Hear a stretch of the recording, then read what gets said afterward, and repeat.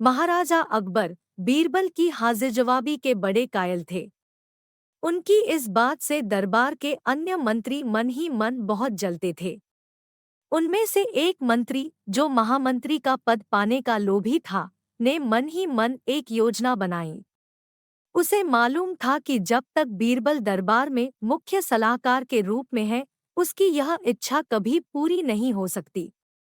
एक दिन दरबार में अकबर ने बीरबल की हाजिर-जवाबी की बहुत प्रशंसा की। यह सब सुनकर उस मंत्री को बहुत गुस्सा आया। उसने महाराज से कहा कि यदि बीरबल मेरे 3 सवालों का उत्तर सही दे देता है, तो मैं उसकी बुद्धिमत्ता को स्वीकार कर लूंगा, और यदि नहीं तो इससे यह सिद्ध होता है कि वह महाराज का चापलूस है।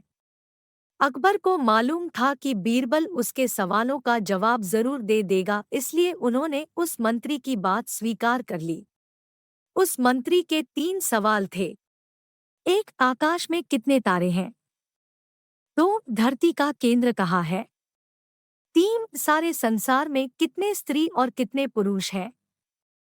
अकबर ने फौरन बीरबल से इन सवालों के जवाब देने के लिए कहा, और शर्त रखी कि यदि वह इनका उत्तर नहीं जानता है, तो मुख्य सलाहकार का पद छोड़ने के लिए तैयार रहे। बीरबल ने कहा, तो सुनिए महाराज। पहला सवाल। बीरबल ने एक भेड़ मंगवाई और कहा, जितने बाल इस भेड़ के शरीर पर हैं, आकाश में उतने ही तारे हैं। मेरे दोस्त, गिनकर तसल्ली कर लो, बीरबल ने मंत्री की तरफ मुस्कुराते हुए कहा। दूसरा सवाल। बीरबल ने जमीन पर कुछ लकीरें खींची और कुछ हिसाब लगाया। फिर एक लोहे की छड़ मंगवाई गई और उसे एक जगह गाड़ दिया, और बीरबल ने महाराज से कहा, महाराज, बिल्कुल इसी जगह धरती का केंद्र है, चाहे तो आप स्वयं जांच लें। महाराज बोले, ठीक है, अब तीसरे सवाल के बारे में कहो।